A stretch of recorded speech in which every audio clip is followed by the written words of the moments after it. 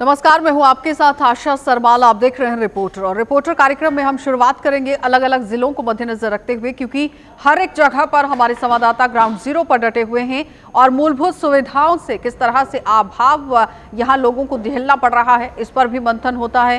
क्या कुछ परेशानियां लोगों को इस वक्त आ रही हैं, क्योंकि सर्द मौसम है और उसके साथ ही साथ आप देखिए कि तापमान में भी काफी ज्यादा गिरावट तो देखी जा रही है। लेकिन उसके साथ अगर हम ये देखें कि ग्राउंड पर जो योजनाएं परियोजनाएं चलाने की सरकार की तरफ से बातें कही जाती हैं, उन पर कितना काम होता है, वो योजनाएं जमीनी सतह पर कितनी पहुंचती हैं, इस पर मंथन करना बहुत जरूरी रहता है। तो चलिए शुरुआत करेंगे प्रोग्राम की और सीधा आपको लिए चलेंगे सबसे पहले कश्मीर, और कश्मीर से दिखा देते हैं कि इस वक्त वहां पर क्या सूरत हाल चल रहे हैं, किस तरह से पूरी गतिविधियां वहां पर हैं। जितने भी अरेंजमेंट्स हैं वो फाइनलाइज किए जा चुके हैं, परेड या कल्चरल प्रोग्राम या बाकी जो भी इवेंट्स को लेके। अब जैसे स्नोफॉल की प्रेडिक्शन थी आज को लेके, जो स्नोफॉल अभी हो भी रहा है, अगर इसमें और बढ़ता भी है तो अल्टरनेटिव अरेंजमेंट्स भी रखे गए हैं वेन्यू को लेके और पार्टिसिपेशन को। Thank you. क्या नेशनल हाईवे को क्लियर नहीं किया गया? अभी क्लियर ऐसे क्लियर नहीं हुआ, तो अभी तो मेरे ख्याल से जान पे खेल के हम निकल रहे हैं आज। रोडों पे ये साफ कर रहे थे रोड, वैसे ठीक लग रहा है, इंतजाम ठीक था इनका। आजकल तो एक चीज़ है कि नल यहाँ पर नल जम जाते हैं तो उसकी वजह से वो उस बारे में हम पीएचई हम कुछ गिला नहीं कर सकते उनसे, क्योंकि ये तो नेचुरली बात है कि जब इतना मेहनत हो तो यहाँ पर नल जम जाते हैं। वो कभी इस चीज़ पे तवज्जो नहीं देते हैं, खासकर वहाँ के मकामी सरपंच जो हैं या बाकी लोग जो हैं, वो क्या काम करते हैं कि बराए नाम ये लगाते हैं और ना होने के बराबर ट्रैफिक है। बहुत से लोग बीमार पड़ते जाते हैं, बच्चे लोगों को लेके मतलब सड़क पे ऐसे ही बैठ जाते हैं। दिक्कत हो रही है, ऑलरेडी पहले पुरानी बर्फ पड़ी थी यहाँ पे, उसकी वजह से हमें बहुत दिक्कत हुई। अब जो नहीं पड़ गई इसकी वजह से ज़्यादा दिक्कत हो गई हमें, तो चलना मुश्किल हो गया आज। अभी लगी हुई है तो ऊपर वाला करे बंद ही हो जाए तो बेटर है। चलिए अब आपको लिए चलेंगे शहर श्रीनगर, और शहर श्रीनगर से भी इरफान फाजिल हमारे साथ जुड़ रहे हैं। इरफान फाजिल क्या कुछ पूरी जानकारी दे रहे हैं, वो भी देख लीजिए। वादी कश्मीर में बर्फबारी का सिलसिला आज फिर से देखने को मिल रहा है। जिस तरीके से मेट्रोलॉजिकल डिपार्टमेंट ने पहले से ही प्रेडिक्शन की थी कि 22 से लेकर 25 के बीच एक वेट स्पेल दिखाई देगा, और इस वक्त मैदानी इलाकों में भी बर्फबारी का सिलसिला तेज हो चुका है। अगर देखा जाए माइनस के करीब जो टेम्परेचर रहा है उसमें लोगों को थोड़ी सी राहत तो मिली, क्योंकि पानी की जो किल्लत थी वो दूर दूर तक अब खत्म हो रही है। मगर यहाँ पर मौसमी महकमियात की जो प्रेडिक्शन है वो लगातार जारी है। ग्राउंड जीरो से इस वक्त खबर यह भी है कि परवाजों को काफी ज्यादा डिले कर दिया गया है, क्योंकि विजिबिलिटी और अभी रनवे पर क्लियरेंस नहीं है और कुछ परवाजें कैंसिल भी हो गई है। इसका असर जिस तरीके से कौमी शाहरा को लेकर भी बताया गया है, और खास तौर पर इस वक्त काफी इलाकों में मैदानी इलाकों के साथ साथ बालाई इलाकों में भी बर्फबारी खूब हो रही है। अब देखना यह होगा कि या ये बर्फबारी लगातार 2 दिन असर करेगी, जिससे वादी कश्मीर में और बर्फीले हवाओं के साथ साथ लोगों की लाइफ जो है काफी ज्यादा मुतासिर होती है। मगर दूसरे जानिब पर्यटन इस बर्फबारी का मजा खूब उठाते हैं। गुलिस्तान न्यूज के लिए सईद इरफान फाजिल, श्रीनगर, कश्मीर। चलिए अब आपको जिला बारामूला लिए चलेंगे और बारामूला से भी दिखा देते हैं कि इरशाद भट्ट हमें क्या कुछ रिपोर्ट दे रहे हैं, किस तरह से ग्राउंड पर वहां पर भी पूरी स्थिति बनी हुई है। जी बिल्कुल आसिफ, अगर हम शुमाली कश्मीर के ज़िले बारामूला की बात करें, इस वक्त जो है लगातार आज रात से ही बर्फबारी का सिलसिला जारी है। ताम अगर हम पहाड़ी इलाकों की बात करें, पहाड़ी इलाकों में तकरीबन 2 से 2.5 फीट जो है बर्फबारी रिकॉर्ड की गई। मैदानी इलाकों में तकरीबन 6 से 7 इंच जो है बर्फबारी रिकॉर्ड की गई। आप मेरे पीछे देख सकते हैं, इस वक्त हम श्रीनगर मुजफ्फराबाद जो नेशनल हाईवे है, इस वक्त हम यहाँ पे मौजूद हैं। हालांकि इस नेशनल हाईवे को जो है क्लियर किया गया, मगर जो लिंक रोड्स हैं, चाहे गली कोचिंग की बात करें, वो अभी भी बंद पड़े हुए हैं, क्योंकि फिसलन की वजह से गाड़ियां भी जो है आहिस्ता आहिस्ता रोडों पे चल रही हैं और लगातार जो है मुश्किलातों का सामना करना पड़ रहा है आम मुकामी लोगों को। इसके साथ साथ अगर हम पहाड़ी इलाकों की बात करें, पहाड़ी इलाकों में जो है काफ़ी सारे मुश्किलात हैं लोगों के। हालांकि जब हमने लोगों के साथ बात की तो लोगों का यही कहना है कि हेल्थ के हवाले से, चाहे हम पानी के हवाले से या बिजली के हवाले से, लगातार इन दिनों जो है हमें काफ़ी सारे मुश्किलातों का सामना करना पड़ रहा है। इसके साथ साथ अगर देखा जाए, कल बोनियार सेक्टर में, वहाँ पे बोनियार से तकरीबन 20 किलोमीटर के दूरी पे ये जो सिवामी का इलाका है, वहाँ पे एक मुकामी शख्स अब्दुल हमीद नामी इस शख्स को जो है स्ट्रोक आया।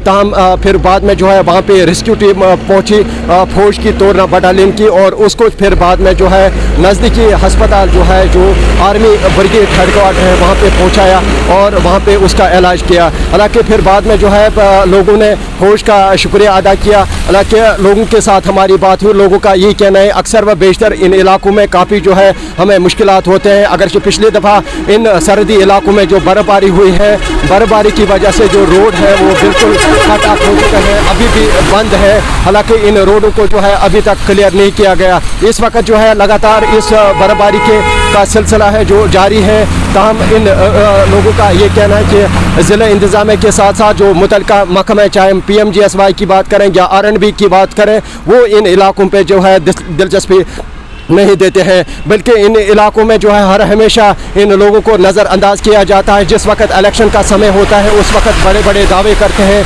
लीडर्स आते हैं, चाहे वो सियासतदान जो इलेक्शन में हिस्सा लेते हैं। ग्राउंड ज़ीरो पे जो है इस वक्त कोई नज़र नहीं आ रहा है, ग्राउंड ज़ीरो पे कोई दिखाई नहीं दे रहा है। ताहम अगरचे हम इन इलाकों की बात करें जो रिहाइश पजीर इलाके हैं, पहाड़ी इलाके हैं, वहाँ पे लोगों का ये कहना है कि हालत की काफ़ी कमी है। अगरचे किसी को इंजेक्शन या कोई टेबलेट लानी पड़ती है, ताहम इन लोगों का ये कहना है तकरीबन 3-4 किलोमीटर हमें पैदल जाना पड़ता है या 15 किलोमीटर हमें पैदल जाना पड़ता है।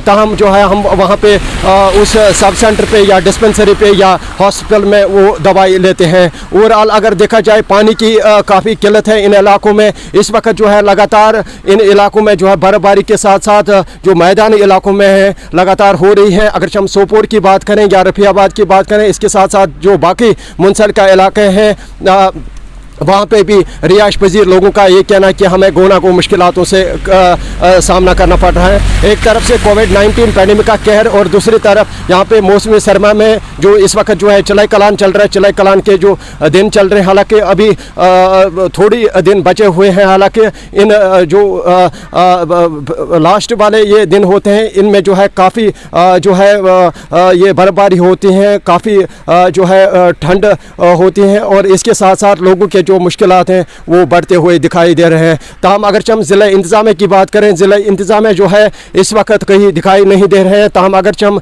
नेशनल हाईवे की बात करें, नेशनल हाईवे को जो क्लियर किया गया RNB की तरफ से, जो बाकी जो लिंक रोड्स हैं या गली कोचेस हैं वो अभी भी बंद पड़े हुए हैं। फिलहाल आने वाले वक्त में ये पता चलेगा कितनी यहाँ पे बर्फ़बारी रिकॉर्ड की जाएगी, ये कुछ ही टाइम के बाद ही पता चलेगा। फिलहाल मुश्ताक लोन के साथ में इरशाद भट्ट, गुलिस्तान न्यूज़, बारामूला, कश्मीर। उसके साथ ही बड़गाम का रुख करेंगे। बड़गाम से भी अशरफ टार हमारे साथ जुड़ रहे हैं और क्या कुछ पूरे सूरत हाल है बड़गाम के अंदर, क्योंकि आए दिन लोगों की तरफ से परेशानियों को लेकर प्रदर्शन भी होता है और मूलभूत सुविधाओं को लेकर लोग सड़कों पर भी उतरते हैं। लेकिन इस वक्त क्या कुछ रिपोर्ट है वो देख लीजिए। रात से ही एक बार फिर जो है कश्मीर में बर्फ़बारी शुरू हो चुकी है। अगर हम बड़गाम की बात करें तो बड़गाम में भी इस वक्त जो है बर्फ़बारी लगातार जारी है। अगर हम बड़गाम की ऊपरी ज़िला की बात करें तो वहाँ पर जो इस वक्त रिपोर्ट से वहाँ पर जो है करीबन 3 से 4 इंच बर्फ़ जो है जमा हो चुकी है। यानी कहीं ना कहीं आम लोगों को फिर परेशानियों का सामना करना, हालांकि पहले जब इस बार बर्फ़बारी काफ़ी ज़्यादा हुई थी उससे भी आम लोगों को जो काफ़ी परेशानी, अभी भी जो बर्फ़ है ऊपरी बड़गाम की अगर हम बात करें वहाँ पर काफ़ी ज़्यादा बर्फ़ पड़ी थी और इस वक्त भी जो है बर्फ़बारी हो रही है। कहीं ना कहीं आम लोगों को जो है परेशानी। दूसरा ये जब बर्फ़बारी शुरू होती ही मार्केट की अगर हम बात करें तो मार्केट में जो है ब्लैक मार्केटिंग शुरू हो जाती है, यानी जो आम रोज़मर्रा की जो ज़िंदगी की जो ज़रूरियाती चीज़ें होती हैं उनमें कहीं ना कहीं इजाफा देखने को मिलता है। गुलिस्तान न्यूज़ के लिए बड़गाम से कैमरामैन ज़हूर के साथ डार अशरफ। चलिए अब आपको जिला राजौरी लिए चलेंगे और राजौरी से भी दिखा देते हैं कि जमशेद मलिक क्या कुछ रिपोर्ट दे रहे हैं। गणतंत्र दिवस की तैयारियों से पहले ही जम्मू कश्मीर पुलिस की तरफ से जगह जगह नाके लगाए जा रहे हैं, क्योंकि पिछले कुछ अरसा से लगातार पाकिस्तान की तरफ से सीज़ फायर के उल्लंघन किए जा रहे हैं और ऐसे में घुसपैठ की कोशिशें करवाई जा रही हैं, जिसको देखते हुए गणतंत्र दिवस की तैयारियों को आप देख रहे होंगे। इस वक्त जम्मू कश्मीर पुलिस की तरफ से जम्मू पुंछ हाईवे पर एक नाका लगाया गया है, जहाँ आने जाने वाली गाड़ियों की चेकिंग की जा रही है और लोगों के शिनाख्ती कार्ड भी चेक किए जा रहे हैं, क्योंकि पिछले कुछ अरसा से लगातार पाकिस्तान की तरफ से लाइन ऑफ कंट्रोल पर सीज़ फायर के उल्लंघन उल्लंघन किए जा रहे हैं, जिसके चलते पाकिस्तान की मंशा घुसपैठ की कोशिशें करवाने और गणतंत्र दिवस को देखते हुए पुलिस की तरफ से इस वक्त जम्मू पुंछ हाईवे पर एक बहुत बड़ा नाका लगाया गया। वहीं दूसरी तरफ अगर हम लाइन ऑफ कंट्रोल के नज़दीक की बात करें तो वहाँ सेना की गश्ती पार्टियाँ बढ़ा दी गई हैं, क्योंकि लगातार पाकिस्तान की तरफ से कुछ अरसा से लाइन ऑफ कंट्रोल पर सीज फायर के उल्लंघन बढ़ना शुरू हुए हैं। और इस वक्त हम खड़े हैं जम्मू पुंछ हाईवे पर, जहां इस वक्त आप देख रहे होंगे कि जम्मू कश्मीर पुलिस की तरफ से आने जाने वाली गाड़ियों की, चाहे वो गाड़ियां पुंछ की तरफ से आ रही हो या जम्मू की तरफ से आ रही हो, उनकी चेकिंग की जा रही है। उनके शनाख्ती कार्ड भी चेक किए जा रहे हैं, क्योंकि गणतंत्र दिवस पर कोई घटना ना हो, इसको देखते हुए पुलिस की तरफ से बड़े बड़े नाके राजौरी पुंछ हाईवे पर लगाए गए हैं। राहुल सूदन के साथ जमशेद मलिक, JK24 न्यूज़ 7 के लिए। के साथ ही रुक करेंगे जिला सांबा का भी, और सांबा के अंदर भी क्या सूरत हाल बने हुए हैं वो भी देख लीजिए।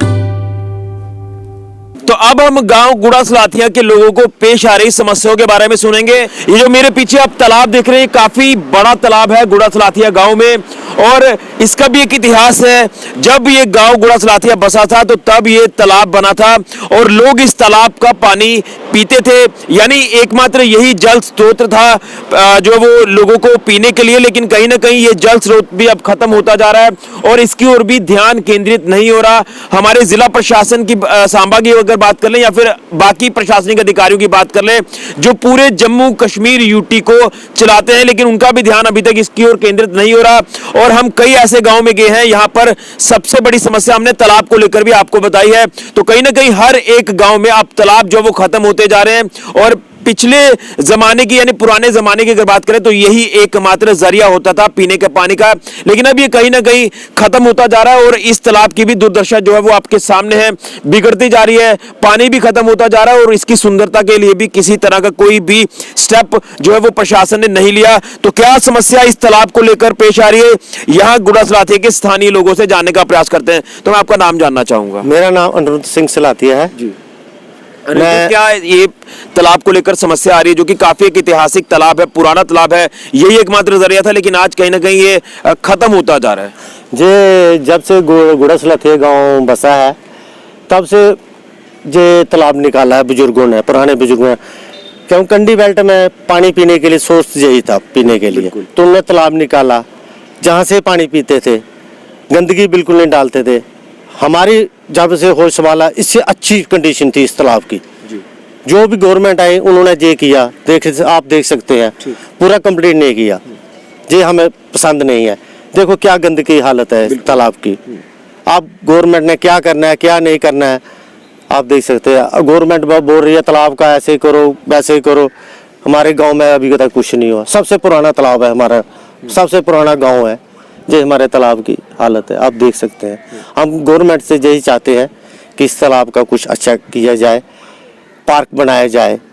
जो मौजूदा पंचायत है वो उन्होंने थोड़ा किया है गवर्नमेंट की तरफ से, तो काम अभी DD चुनाव की वजह से बंद हुए थे, रुके हुए थे, उसी वजह से शायद आगे शुरू हो जाए काम, इन्होंने पंचायत ने किया है बस। लेकिन जिस तरह से आपने पानी का जिक्र किया है, यही पानी लोग पीते थे, लेकिन आज ये पीने के लायक नहीं है, खत्म होता जा रहा है। इसमें इतनी गंदगी है ना, आप इसके पास जाए ना, इतनी बदबू आती है ना, कह नहीं सकते। 100 बीमारियां फैलती हैं इससे, और गवर्नमेंट की तरफ से इसका कोई ध्यान नहीं है। हम यही बार बार कहना चाहते हैं इस तालाब का कुछ करिए। 1-2 आदमी इधर जो है सफाई करते हैं, आप देख सकते हैं, अभी है नहीं। आपने रूरल डिपार्टमेंट के साथ बात की है इसको लेकर? बहुत मिनिस्टर आए इधर, देखा, हम हो जाएगा जी, इस तालाब का करेंगे वो करेंगे, अभी तक कुछ नहीं किया जी। क्या कहना चाहते हैं? आपको लगता है कि कहीं ना कहीं प्रशासनिक अधिकारियों की नालायकियां हैं जो साफ तौर पर नजर आ रही है कि जो हमारा इतिहास है उसे खत्म करने में लगे हुए हैं? देखो ये तो है ही, मतलब आज से नहीं, मतलब मुझे लगता है 70 सालों से इतिहास तो खत्म ही हो रहा था। अब कुछ ऐसा लगता है, ऐसे आप अपनी थिंकिंग जो सोच रहे हैं, इतिहास को फिर वापस लाया जा रहा है। तो हमारा ये मानना है, ये जो तालाब है सबसे पहले जो अंडरग्राउंड वाटर है, ये तो सरकार ने चलाया हुआ कि जो भी डिचेस हैं, जितने भी पॉन्ड हैं, उनको बंद नहीं करना किसी हालत में। तो हमारी यही गुजारिश है, जो भी प्रेजेंट सरकार है जो भी है, और जो हमारे पंचिस सरपंचिस हैं वो भी थोड़ा जो उनके अंडर में आता है वो तो कर ही रहे हैं। तो हमारा उनसे ये कहना है कि बड़ा सा बोर, अंडर वाटर बोर करवाया जाए, इसको ड्रिंकिंग फिट ऑफ वाटर तो नहीं हो सकता। इसका ये है कि एटलीस्ट अंडरग्राउंड वाटर तो रहे, अंडरग्राउंड वाटर रहेगा तो वाटर फिट ऑफ ड्रिंकिंग के लिए वो तो रहेगा। तो हमारी ये जो सरकार है या मौजूदा जो भी लोग हैं, इससे यही कहना है कि इस तालाब को मेंटेन किया जाए प्रॉपर वाटरिंग के लिए, नॉट कि एवरी कुछ लोगों का कहना है ग्राउंड बना दी जाए, ऐसा नहीं होना चाहिए। क्यों? अंडरग्राउंड वाटर ही नहीं रहेगा तो जो वाटर ड्रिंकिंग के लिए वो तो रहेगा नहीं, इसलिए अंडरग्राउंड वाटर रहना बहुत जरूरी है। तो इसको साफ सुथरा रखे। इसमें क्या किया पिछली सरकारों ने, जैसा भी लोगों की थिंकिंग थी, जो पानी गंदगी आती है ना वो इसमें एंटर कर दिया, तो अंडरस्टूड गंदा तो बढ़ेगा ही। तो आपने इसको लेकर अपने पंच सरपंच के भी साथ बात की होगी? हाँ, वो तो पंच सरपंच के अंडर मैंने आपको पहले बता दिया, जितना सा काम आता है वो तो कर ही रहे हैं वो, बट थोड़ा इसका मुझे तो अमाउंट लिमिटेड नहीं है, ज्यादा एक्सीड है, यानी प्रशासन को संज्ञान लेना होगा। हाँ, प्रशासन को लेना होगा। तो प्रशासन को संज्ञान लेना होगा। ये हमारे एकमात्र जल स्रोत हैं जो कि खत्म होते जा रहे हैं। इसकी हालत आप देख सकते हैं कि चारों तरफ जो वो गंदगी ही गंदगी आपको नजर आ रही होगी, और अब पानी ये पीने लायक नहीं है। यही पानी गुड़ा सलाथिया के लोग पहले पीते थे, लेकिन अब इसकी हालत बद से बदतर होती जा रही है। उम्मीद है कि ये जो हम खबर आपको दिखा रहे हैं इसके ऊपर अमल प्रशासनिक अधिकारी जरूर करेंगे, जिला प्रशासन सांबा जरूर करेगा, और आने वाले दिनों में इसकी सुंदरता को भी बढ़ाएगा, और यहाँ पर जो है वो ग्राउंड वाटर का भी एक जरिया बनाएगा ताकि इसका पानी जो है वो दोबारा से लोग पिए, क्योंकि पानी की किल्लत आजकल हर एक इलाके में होती है, और सांबा जिला जो है ये कंडी इलाका है और यहाँ पर पानी की काफी ज्यादा दिक्कत होती है। उम्मीद है कि इस तालाब की सुंदरता आने वाले दिनों में जरूर बढ़ाई जाएगी। 19 वैक्सीनेशन का आगाज बिल्कुल पटन में भी हुआ। यहाँ पे बिल्कुल हमारे साथ इस वक्त ब्लॉक मेडिकल ऑफिसर पटन है, इनसे बात करें क्योंकि इन्होंने पहले यहाँ पे शॉट लिया है। अभी बीएमओ साहब आपका वेलकम है गुलिस्तान न्यूज़ में, आप बता दीजिए थोड़ा। Thank you. आज हमारा पहला दिन था कोविड वैक्सीनेशन ड्राइव का। अल्हम्दुलिल्लाह we have already started and I was the second person, my nodal officer was the first person who got the shots. अभी तक हमने करीबन 20-25 डोजेस की हैं। वेदर ख़राब होने की वजह से we were expecting more than that, but unfortunately the people could not come to this point. इंशाल्लाह will be carrying this drive forward. लेकिन मेरा एक ही रिक्वेस्ट है हर एक, specially my beneficiaries, my employees, my doctors, paramedics, please come forward. This vaccine is meant for us, and this is meant for our safety, the safety of our surroundings, our families and our patients. Please come forward. We are waiting for you. Thank you so much.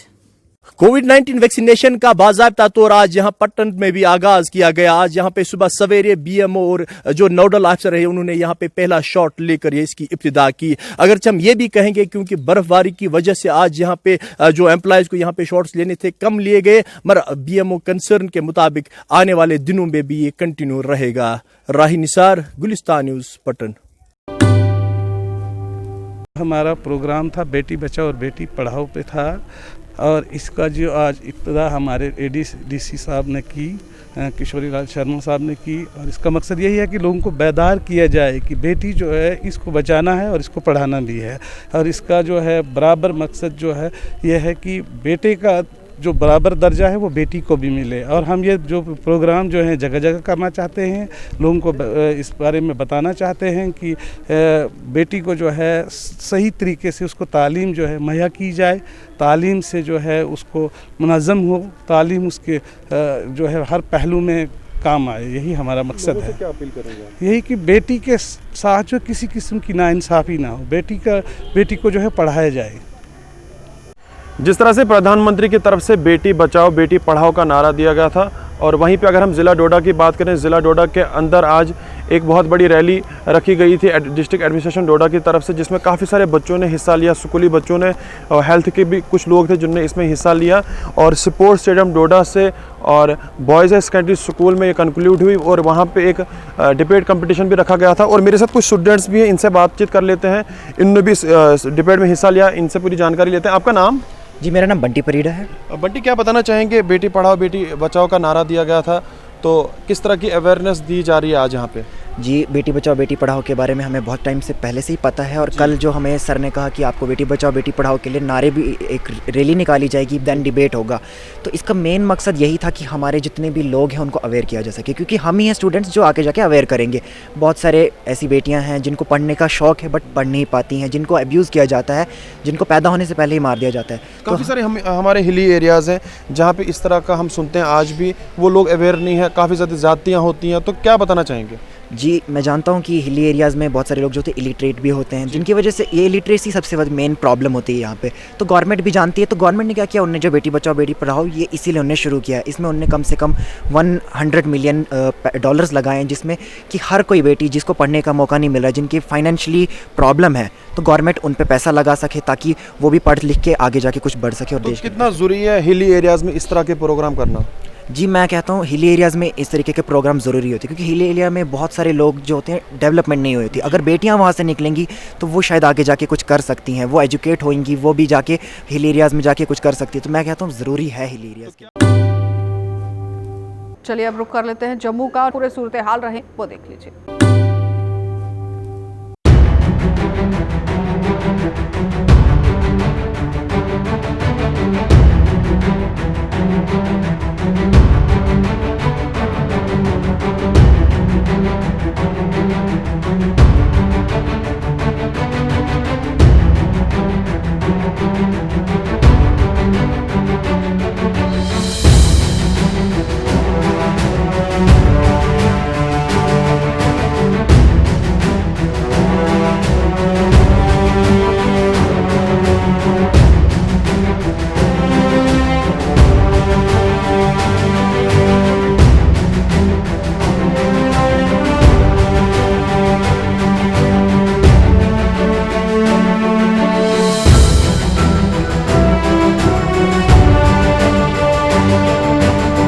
Sir ये मतलब government की तरफ से एक बहुत ही बेहतरीन initiative है। इससे क्या होता है कि बच्चा पढ़ाई की तरफ ध्यान देता है, अटेंटिव रहता है, तो पढ़ाई रेगुलरिटी पढ़ेगा। तो गवर्नमेंट ने हमारे लिए किया ये सब कि मतलब बच्चे आज पढ़ेंगे तो आगे नेशन के लिए कुछ कर सकते हैं। सरकार ने इस तरफ ध्यान दिया। अब वैक्सीन जो है वो आ चुकी है और स्कूल खोलना जो है वो लाजमी है। और इसमें सरकार का जो फैसला है 8th से लेकर 12th तक जो स्कूल ओपन किए जा रहे हैं, छोटे बच्चों को अभी जो है वो अनुमति नहीं दी गई है सरकार के द्वारा कि वो स्कूलों में आए। और हम चाहते हैं कि सरकार ने जो ये फैसला लिया है, स्कूल भी इसका जो है वो अच्छे से पालन करें। दोबारा स्कूल जाने की अनुमति होगी, वो जाना शुरू कर देंगे। कहीं हद तक मैं सोचता हूँ ये ठीक भी है, क्योंकि बच्चे भी जो घर में रह के बोर हो गए हैं, वो अभी अब उनकी आदतें चेंज हो गई हैं, डिसिप्लिन चेंज हो गया। क्योंकि एक जो नियमित रूप से जो स्कूल जाता है बच्चा, तो उसकी बात अलग ही होती है, वहाँ के कायदे कानून उसको पालन करता है। घर में रह के वो पूरा का पूरा माहौल नहीं बनता जो कि एक स्कूल देता है। बाकी इसमें हाँ ज़रूर उनको प्रिकॉशन भी लेना पड़ेगा। अब इसका मतलब ये नहीं है कि वहाँ पे जाना, स्कूल जाना शुरू कर दिया तो वहाँ पे प्रिकॉशन या सावधानी बरतने की बहुत ज़रूरत है।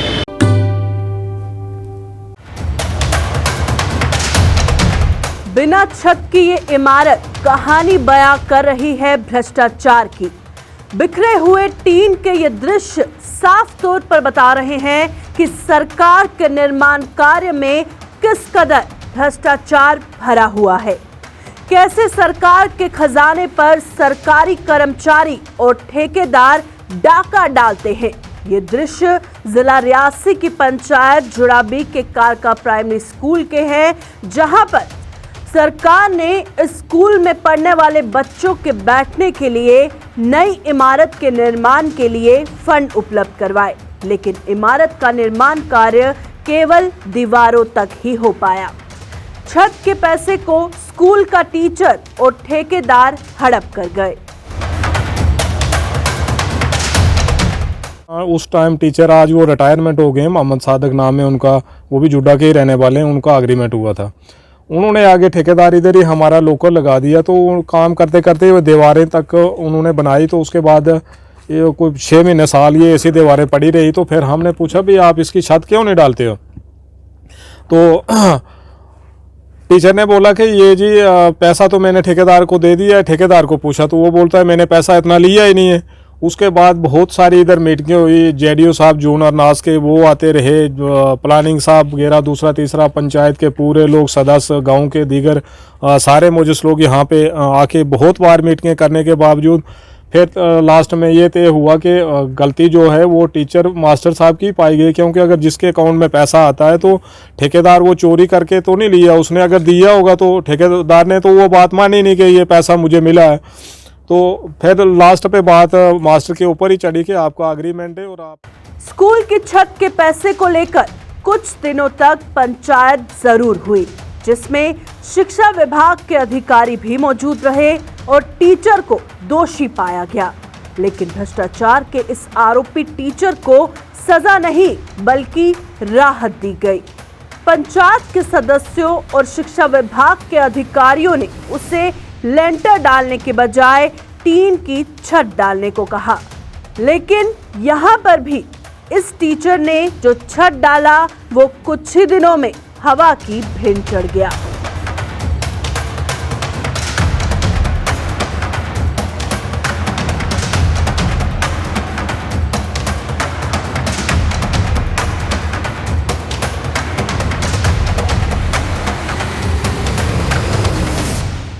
तो मास्टर जी बोलते हैं कि इतनी मैं लेंटर तो नहीं मैं डाल सकता हूँ। उन्होंने सब लोगों के साथ रिक्वेस्ट की, पूरी पंचायत के लोग थे, डिपार्टमेंट के लोग थे। फिर उन्होंने जाके बोला कि इसका एक रेजोल्यूशन पंचायत ने डाला और डाल के फिर इस पर टीनी छत जो वो डाली। टीन की छत जब डाली तो ठीक 15 दिन के बाद हवा आई और इस पेड़ के ऊपर से टीन उधर चला गई। वो टीन भी घटिया थी, सारा मटीरियल घटिया डाला हुआ था, क्योंकि उसके पास तो पैसा नहीं था, वो तो पहले ही उसका घोटाला कर दिया था।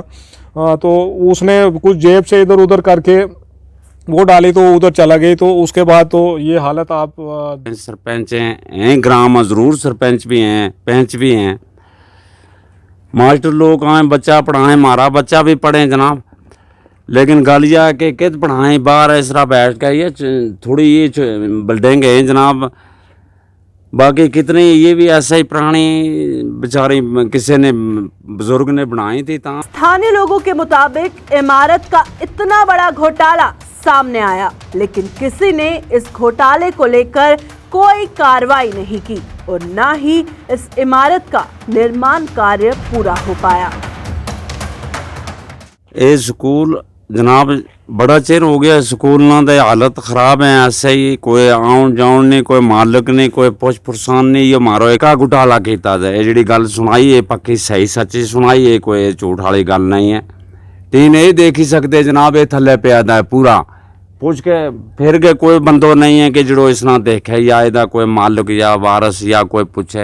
हैरानगी की बात तो ये है कि इतना बड़ा घोटाला सामने आने के बाद भी इस मामले को लेकर किसी ने ना तो कोई कार्रवाई की और ना ही इमारत का निर्माण कार्य पूरा किया, जिसका खामियाजा बच्चों को भुगतना पड़ रहा है।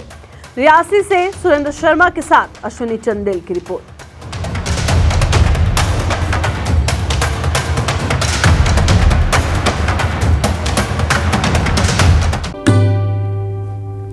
तो आपने देखा कि क्या कुछ यहाँ पर कहना था लोगों का। बहुत ही लोगों के अंदर उत्साह भी देखा गया है, खुशी भी देखी गई है, लेकिन सबसे बड़ी बात यहाँ पर यह है कि किस तरह से पूरा माहौल जम्मू कश्मीर के अंदर बनता हुआ नजर आ रहा है, क्योंकि एक तरफ कोरोना के केसेस लगातार बढ़ते हुए जा रहे हैं और उन पर पार पाने के लिए अब वैक्सीन बनकर तैयार हो गई है। लेकिन अब देखना ये होगा कि कितना लाभदायक ये पूरा वैक्सीन का जो एक प्रोसेस है वो मिल सकता है, हो सकता है। लेकिन सवाल यहाँ पर यह है कि जब तक कोरोना बिल्कुल खत्म नहीं होता तब तक इस पर एहतियात बरतना बहुत जरूरी है।